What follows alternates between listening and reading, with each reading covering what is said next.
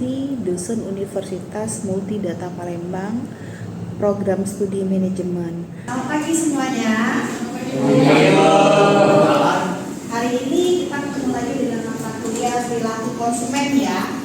Nah, hari ini kita akan masuk materi 1. Sebelum masuk materi 1, saya akan menjelaskan RPS terlebih dahulu ya.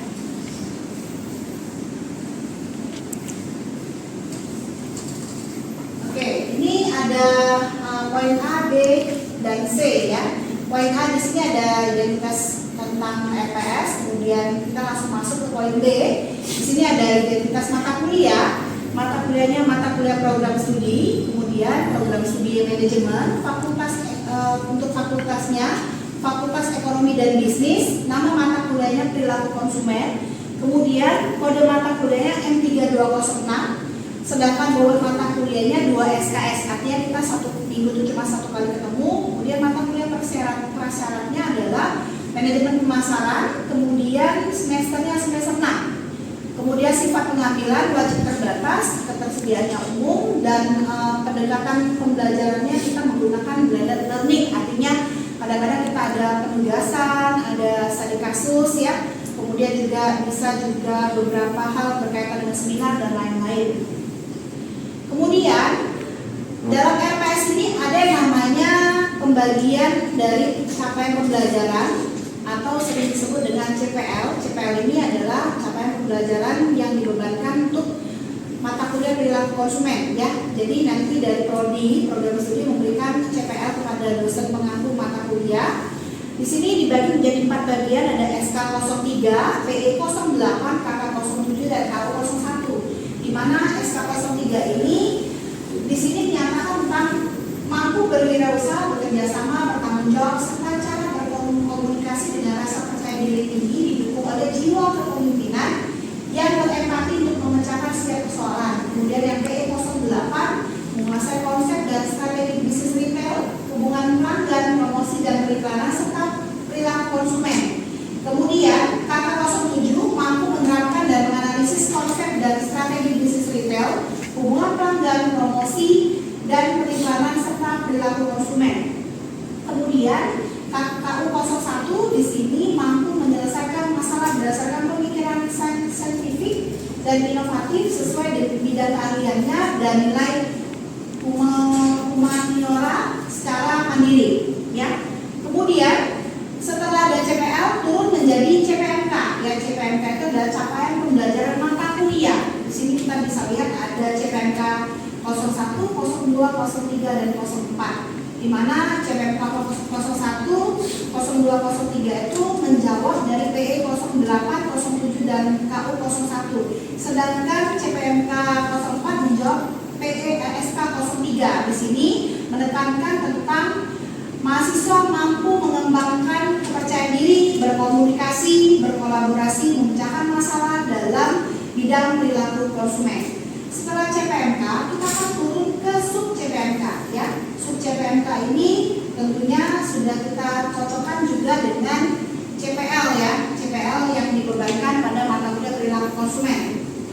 Di sini ada CPMK 1, subnya ada CPMK 01 sampai dengan sub CPMK 12 ya. Jadi semuanya sudah tertuang di dalam RPS ini. Kemudian untuk bahan kajian sendiri berharap mahasiswa itu bisa mengetahui tentang pola konsumen atau perilaku konsumen, baik dalam sisi pengambilan keputusan maupun dalam sisi kita melihat apa sih yang terjadi pada diri kita sebagai konsumen dalam memutuskan membeli menggunakan sebuah produk. Kemudian untuk deskripsi singkat mata kuliahnya, di sini mata kuliah ini membahas tentang pokok bahasa meliputi definisi dan konsep perilaku konsumen, konsep diri, psikologis, fisiologis, persepsi, kemudian sikap, dan berkaitan dengan komunikasi pemasaran, berkaitan dengan apa saja, penunjukan, kelas sosial, kemudian budaya, subbudaya, kesamaan perbedaan, budaya, faktor-faktor yang mendorong minat terhadap produk dan pengambilan keputusan pembelian produk maupun jasa, tentunya berkaitan dengan perilaku konsumen. Kemudian untuk dosen pengampunya, koordinatornya saya sendiri, kemudian anggotanya ada Pak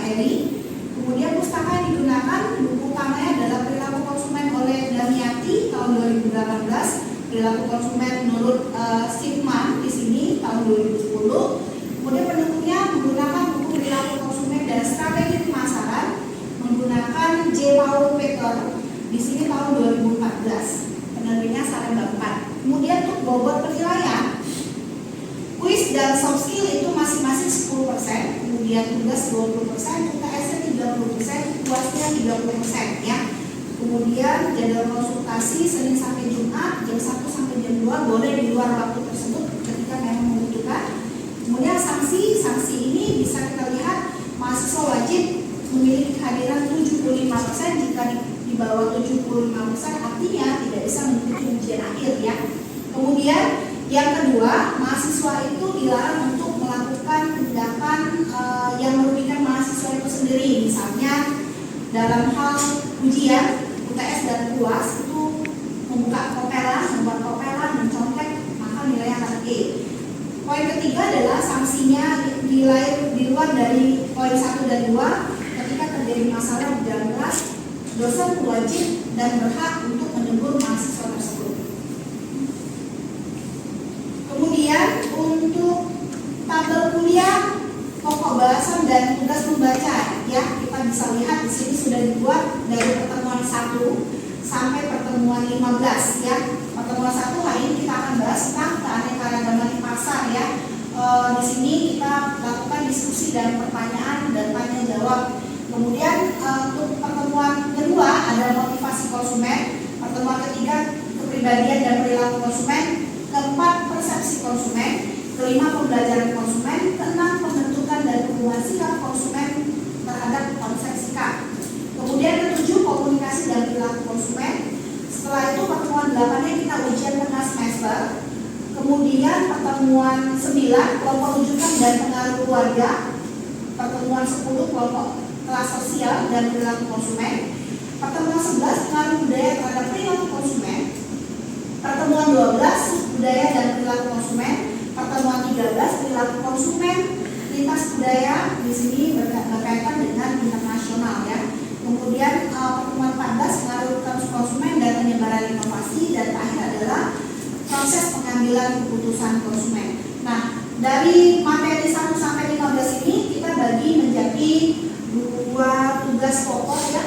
Di sini ada tugas besarnya, ada sebelum UTS dan sebelum UAS ya. Tapi ketika di pertemuan misal yang tidak ada tugas besarnya, kita akan tetap lakukan diskusi dan tanya jawab ya. Kemudian saya akan masuk menjelaskan tentang SAP. Saya akan jelaskan satu SAP ya. Di sini ada satuan acara pengajaran.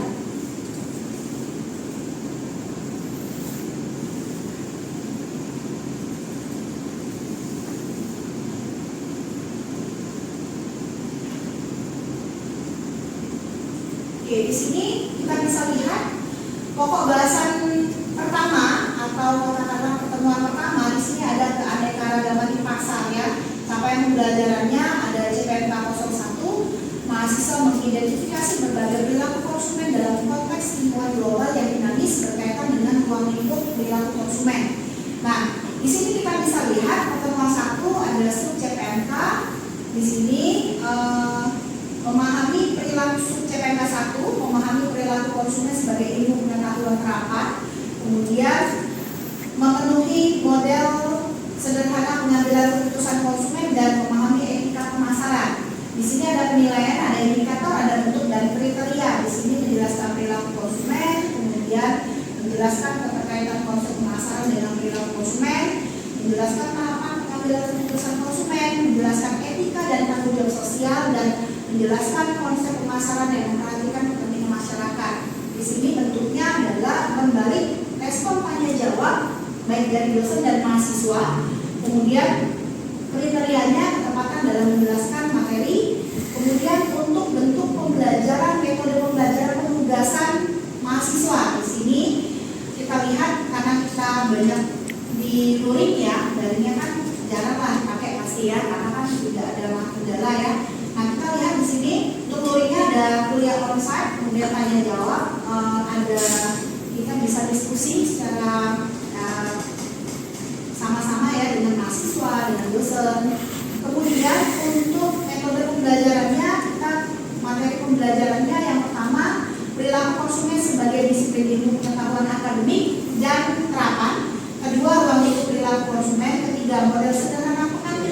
keputusan konsumen. Keempat, etika dan tanggung jawab sosial. Dan kelima adalah konsep pemasaran dan memperhatikan kepentingan masyarakat. Di sini buku rujukannya kita bisa pakai buku rujukan utama dan pendukung ya. Kemudian untuk penilaian di pertemuan pertama ini, bobot penilaian dibebankan adalah 10% ya. Selanjutnya ada CPL ini ya, materi pokok pembahasan kedua ya. Pertemuan kedua itu ada sub CPNK-nya, sub CPNK 02, tapi sub CPNK 02 ini masuk ke dalam pertemuan 2, 3, 4, dan 5 ya. Saya tidak jelaskan di ini. Kemudian berikutnya adalah sub CPNK 3 di sini untuk pertemuan 6. Kemudian sub CPNK 4 untuk pertemuan 7, sub CPNK 5 untuk pertemuan 9, 10, dan 12. 10, 11, dan 12 ya. Kemudian sub CPNK 6 untuk pertemuan 13, sub CPNK 7 itu untuk pertemuan 14, sedangkan sub CPNK 8 ini untuk pertemuan 15, di mana pertemuan 15 ini dibebankan ada namanya soft skill ya. Jadi ada kepercayaan diri, kemudian ada komunikasi, kolaborasi, pemecahan masalah. Oke, kemudian rencana tugas dan penilaian di sini sudah saya buatkan. Tugas pertamanya adalah di sini studi kasus berkaitan dengan sikap konsumen terhadap minat dalam penggunaan sebuah merek. Tentunya CPNK-nya CPNK 02, sub CPNK-nya sub CPNK 3, kemudian CPNK P08, bobotnya 10% ya. Kriteria penilaian menggunakan tabel R5 ya, R5. Kemudian soft skill-nya kita gunakan sub CPNK 09 dari 10 ya, kolaborasi dan problem solving ya. Kemudian untuk tugas kedua di sini ada CPNK 02. Kemudian di sini kita bisa lihat menggunakan tabel R6. Kemudian ada soft skill juga dibebankan, yaitu sub CPNK 11 dan 12, komunikasi dan percaya diri.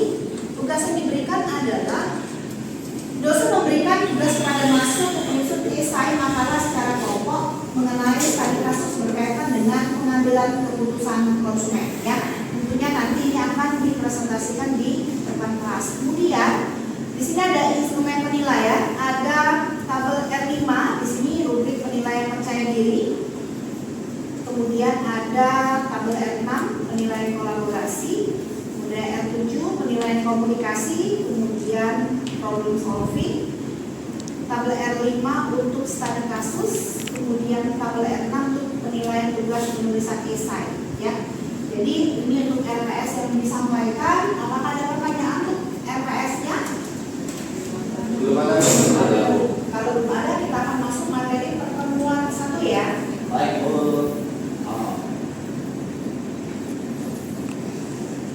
Oke, sebelum saya masuk, saya pengen tahu dulu kira-kira di benak kalian kalau ngomong tentang perilaku konsumen itu seperti apa sih kira-kira? Pola pembelian yang dilakukan sama konsumen. Pola pembelian yang dilakukan oleh konsumen. Ada yang lain? Kira-kira, menurut kalian, kira-kira kalau kita ngomong tentang perilaku, perilaku itu artinya kan tingkah laku ya. Apa yang kita ibaratnya dari dalam diri kita sendiri ya. Jadi ketika kita mau beli sesuatu itu kira-kira apa yang kita rasakan dulu? Kita maunya seperti apa? Ya, bentuknya apa? Tadi? Kalau menurut saya kan kalau perilaku berarti yang bisa itu apa kebutuhan dari konsumen itu dulu. Oke, kebutuhan konsumen ya. Harus tahu kebutuhannya, habis itu baru kita bisa memberi keputusan pembelian. Oh, oke ya. Jadi kita harus tahu dulu masalah ya. Masalah, kebutuhan kita seperti apa. Kalau kebutuhan kita udah tahu, kita gampang untuk mengambil tindakan untuk membeli ya. Kita lihat. Perilaku konsumen adalah perilaku yang diperagakan oleh konsumen dalam mencari ya, membeli, menggunakan, mengevaluasi dan membuang atau tidak menggunakan lagi produk maupun jasa ya. Mereka harap tentunya kalau mereka membuang produk itu artinya mereka tidak cocok dengan produk tersebut atau tidak memuaskan ya. Tapi ketika memang kita lihat cocok, maka orang itu akan mengambil kembali, ya. Setia atau boleh dikatakan loyalitas, ya. Dari kepuasan naik ke loyalitas, ya. Kita lihat dua bentuk dari perilaku konsumen sendiri, ya. Kita lihat yang pertama, apa yang mereka beli. Kita perlu tahu nggak apa yang mereka beli? Ya, kalian kalau mau beli perlu tahu nggak si perusahaan ketika mau jual barang perlu tahu nggak kalian butuhnya apa? Ya, harus tahu dulu. Oh, butuhnya ternyata misalnya saat ini gadget harus RAM-nya gede, ya, atau laptop RAM-nya gede, gitu ya. Jadi harus tahu dulu, ya, apa yang mereka akan beli, seperti apa bentuknya, maunya seperti apa, ya. Kemudian mengapa sih mereka membeli? Kita harus tahu nggak alasannya kenapa mereka harus beli. Coba kalau gadget sudah nggak bisa layak pakai lagi, kira-kira bagaimana? Apakah tetap ditahan untuk digunakan? Enggak ya, pasti kita beli yang baru karena tidak sesuai dengan zamannya, ya. Mana ada zaman kalian mau pakai handphone cuma modal bunyi ngangkat telepon, sekarang tinggal WhatsApp, tinggal telepon pakai WhatsApp selesai, ya. Artinya kita tahu alasan mereka membeli. Kemudian kapan mereka membelinya? Ya tadi, ya, benar nggak? Ketika kita bilang zamannya sudah berubah, maka harus ada pergantian, ya. Sampai di sini ada pertanyaan nggak? Kira-kira dari Ramiko? Cukup? Kemudian kita masuk ke dalam model sederhana pengambilan keputusan, ya. Kita lihat di sini model sederhana pengambilan keputusan konsumen dibagi 3, ada input, proses, dan output. Kita lihat dari input dulu. Input itu ada pengaruh dari eksternal. Eksternal itu kita bisa lihat ada yang namanya 4P. Masih ada yang ingat nggak tentang materi manajemen pemasaran tentang 4P? P yang pertama, P kedua, P ketiga, P keempat, ya. Jadi 4 ini tidak boleh kita lupakan, ya. Kenapa? Karena 4 inilah yang menjadi juru kunci ketika perusahaan itu menjual produknya ke pasar, ya. Nah, bagaimana produk yang dijual, kemudian bagaimana promosi yang ditawarkan, kemudian bagaimana harganya, bersaing atau tidak dengan kompetitor, kemudian mendapatkan produknya susah atau tidak, ya, itu perlu diperhatikan oleh perusahaan agar ketika konsumen mau membeli mereka tidak susah dan mereka gampang untuk mendapatkan informasi. Kemudian ada lingkungan sosial budaya. Kita lihat ada pengaruh dari keluarga. Siapa yang kira-kira kalau beli produk itu keluarganya ikut andil di rumah? Ada nggak? Banyak ya, rata-rata ya. Misalnya beli keperluan sehari-hari, misalnya perlengkapan mandi, ya. Kemudian mungkin sementara ini pakaian masih lah kadang-kadang orang tua rekomendasikan, ya. Termasuk mungkin beli handphone juga mungkin merek juga masih ditentukan oleh orang tua, ya. Kemudian ada sumber informal, artinya dari si perusahaan langsung menjelaskan tentang si produk. Kemudian sumber non komersial lainnya, misalnya katakanlah brand ambassador, ya, mereka bisa mempengaruhi kita untuk berbelanja. Kemudian kelas sosial, biasanya kita balik lagi berteman dengan siapa. Biasanya kelas sosial itu akan mempengaruhi kita untuk membeli sebuah produk, ya. Kemudian budaya dan sosial budaya. Kita lihat tren saat ini kalau bilang budaya di Indonesia tuh cenderung banyak anak-anak muda itu melihat orang pakai ini dia akan beli juga, ya. Entah kenal nggak kenal, pokoknya terpengaruh berdasarkan budayanya, ya. Lagi tren apa itu beli, ya. Gitu ya. Kemudian pengambilan keputusan konsumen masuk ke dalam prosesnya. Kalau tadi input yang kita data, sekarang prosesnya. Pertama tadi ya sudah dijelaskan, ya.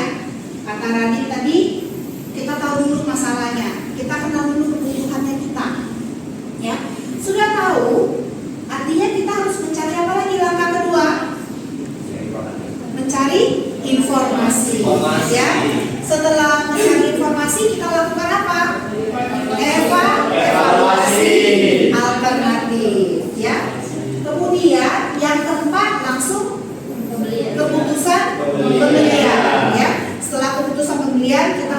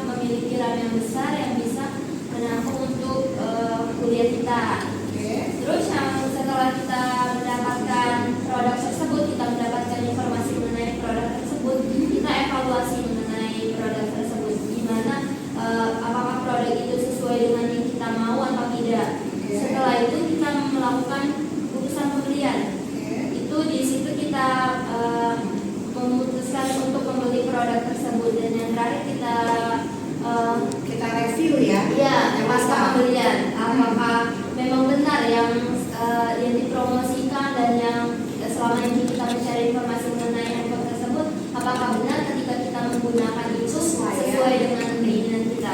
Oke, ya. Oke, bagus ya. Jadi kita udah tahu dulu proses dari sebelum kita membeli, terutama untuk elektronik ya. Kalau elektronik itu kita mesti hati-hati ya. Kita lihat dulu, kemudian kita cari informasi secara detail, kita bandingkan dengan berbagai merek, baru kita putusin membeli yang mana, ya. Oke. Kemudian setelah membeli apakah selesai? Tidak. Kita mulai menilai, benar nggak penawaran yang ditawarkan, promosinya, RAM-nya, segala macam, spesifikasi produknya ya. Kalau benar bisa jadi merek ini yang nanti akan kita gunakan kembali ketika kita membeli berikutnya, ya. Kemudian kita lihat ya, outputnya bagaimana. Tadi ya pasca pembelian kita coba membeli, kemudian kita bisa beli kembali atau sebaliknya kita tidak membeli karena ketidakcocokan ya, ketidakpuasan. Akhirnya kita membatalkan untuk membeli sebuah produk ya. Tapi kalau kita loyal, setia, biasanya kita akan beli ulang merek yang sama. Kita nggak tergoda dengan merek yang lain ya. Oke, sampai di sini ada pertanyaan nggak sebelum saya lanjut? Ini kan sudah dijelaskan secara jelas mengenai pengambilan keputusan konsumen. Cuman kan ada beberapa situasi di mana kita tuh di tempat yang nggak bisa di dalam mall, terus kita tuh cuma lihat dan kita tertarik. Nah, itu apakah bisa disebut sebagai pengambilan keputusan konsumen? Kalau itu lebih masuk ke impulse buying, ya pembelian tidak terencana. Kenapa? Karena ketika kita melihat sesuatu tiba-tiba kita tertarik untuk membeli, itu artinya masuk ke dalam impulse buying. Tapi kalau kita sudah merencanakan, misalnya ketika kita mau ke supermarket, kita sudah punya wacana, saya mau beli ini. Saya akan bandingkan antara produk A dan produk B. Kemudian saya akan lihat harganya seperti apa. Nah, kekurangan kelebihannya seperti apa. Itu baru disebut dengan model dari si proses pengambilan keputusan konsumen. Ya, tapi kalau yang tadi Manda bilang itu lebih ke arah impulse buying. Ketika kita masuk ke dalam mall, kita cuma masuk, kita belum tentu mau beli kan. Ketika lihat di dalam etalase ternyata dia promosi misalnya, kita beli. Artinya kita tuh tergoda dengan yang namanya promo, bukan memutuskan membeli. Ya, lebih ke arah impulse buying, pembelian tidak terencana namanya. Ya, tapi kalau seandainya Manda sudah punya apa yang mau dibeli, biasanya kita langsung masuk ke dalam proses mencari merek dan lain-lain. Ya, oke. Saya lanjut ya. Oke, etika pemasaran mengusahakan perhatian pada berbagai praktek pemasaran, teleologi di sini nilai moral atas perilaku yang ditentukan misalnya berdasarkan akibat. Kemudian teori kedua ada teori utilitarianisme. Di sini etika dinilai berdasarkan analisis cost benefit. Jadi sebenarnya ini sangat penting ya. Kalau dibilang nggak penting, ini sangat penting sekali bagi kita sebagai si pengguna ya. Kemudian saya ambil contoh satu saja, misalnya pemasaran tidak etis. Di sini berkaitan dengan produk, keselamatan, keamanan. Di sini contohnya pembuatan mainan yang berbahaya melukai anak-anak. Ini juga tidak baik ya, tidak etis untuk dijual. Banyak resiko. Jadi usahakan perusahaan menjual sesuatu itu yang punya keamanannya yang terjamin. Saya akan lewatkan. Kemudian, oke, saya akan masuk dalam tugas ya. Kalau tadi mungkin sebelum tugas saya akan tanya dulu ya, kira-kira ada pertanyaan nggak? Kalau nggak ada, cost benefit itu manfaat dari biaya yang kita keluarkan. Misalnya kalau kita mengeluarkan biaya 10 juta, kita pengen dapat sesuatu yang bagus kan? Misalnya beli handphone 10 juta tuh kira-kira RAM-nya gede nggak, foto bagus nggak? Pokoknya segala sesuatu yang bagus punya. Tapi kalau seandainya kita cuma dapat nggak sesuai harapan, ya kan 10 juta kita keluarin loh, tapi kita nggak dapat sesuai harapan, artinya si produk itu gagal. Ya, itu yang disebut dengan cost benefit. Ya, sebelum masuk tugas saya mau tanya dulu, masih ingat nggak langkah-langkah dari keputusan pembelian? Nah, siapa yang berani?